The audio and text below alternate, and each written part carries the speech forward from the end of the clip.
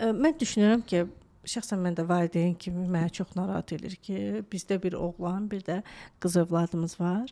Bu uşaqlara cinsəlliyi, özlərini tanımağı və yaxud da necə deyim, əhatədə olanda öz hisslərini idarə etməyi, mən bunu öz övladıma, öz evimdə necə öyrətməliyəm? Həm qıza, həm oğlana. Öncəliklə uşaqlar çiməndə ayrı çiməcəklər. Yəqin ki, bunu bu formada Bəli, bəli, edirsiniz.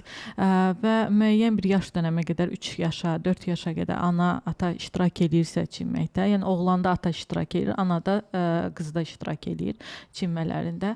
Eyni zamanda yatmaqlar ayrı olacaqdır. Otaqlar müəyyən 5 yaşdan sonra ayrılacaqdır. Qızla oğlanın otağı.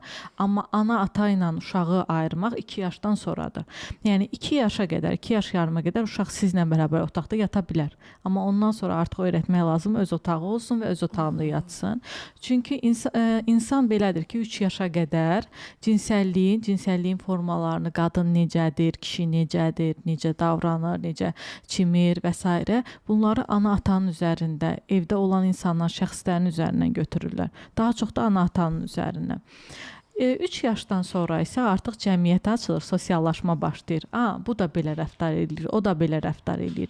Daha çox qadınlarla olan, yəni oğlan uşağı qadın kimi rəftar eləyə biləcəkdir demək ki. Biz 3 yaşına qədər, 4 yaşına qədər uşağı daha çox qız uşaqları ilə saxlasaq, ananın əlində böyüsə, çox da, yəni ehtimal xala ilə böyüsə, günün demək olar ki, böyük bir hissəsini qızlarla keçirdir və onda o xarakterlər formalaşacaqdır. Müəyyən bir yaş dönəmdən sonra biz onu aşılamalıyıq tərbiyə olaraq. Ona qədər keçirdiyi insanlar çox vacibdir. Müəyyən bir yaş dönəmindən sonra biz artıq cinsəlliyi və öz cinsəlliyimizə qarşı sərhəd qoymağı uşağa aşılayırıq. Necə? Bizim özəl bölgələrimiz var. Bu özəl bölgələrə yad insanlar toxuna bilməzlər. Sadəcə mama baxa bilər, yara olsa, səni incitsə, ağrıtsa və ya təmizlənmək üçün baxa bilər və çimməkdə mama sənə yardımcı ola bilər və ya ata sənə kömək edə bilər.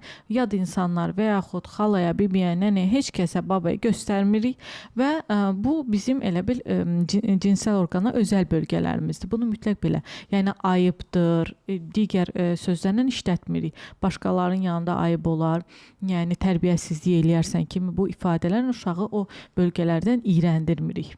Növbəti etapda artıq yəni qızla olan oğlan münasibəti və bu ayrılmalı. Bunu bildiririk. Qızlar fərqlidir. 5 yaşdan 6 yaşdan sonra oğlanlar fərqlidir, bunu bildiririk. Yəni oğlanlar ayrı tualetə gedir, bax məktəbdə, bağçada da eyni qaydayla qızlar ayrı tualetə gedir. Bunu bax və özündə elə bir analiz elə, bunu uşağa öyrədirik. Davamında artıq yəni 9 yaşa qədər, 8-9 yaşında uşağa menstruasiya barədə qızlara anlata bilərik və yetkinlik barədə artıq oğlanlara anlata bilərik ki, hormonlar gələndə biz necə ola bilirik, bu belə şeylər normaldır, sivilcə normaldır və digər proseslər bədənimizdə gedən tam normal olduğunu bildiririk. Uşaq bundan anidən qarşılaşmamalıdır. Anidən qarşılaşıb, yəni qorxa bilən də uşaqlar var, normal yəni qarşılayan da uşaqlar var. Elə uşaq var, emosional zəka o qədər aşağıdadır ki, nə baş verdiyini heç başa düşmür. Yəni deyir ki, mənim haramsa kəsilibdir, qan gəlir məndən və yaxud yəni, bu niyə belə oldu da, yəni səndən soruşur. Sərtləşmə olanda oğlanlarda, yəni necə olduğunu, mənim çişim var deyə sual verirlər. Yəni o elə uşaqlar emosional zəka cəhətdən daha balaca yaşa uyğun olan uşaqlar.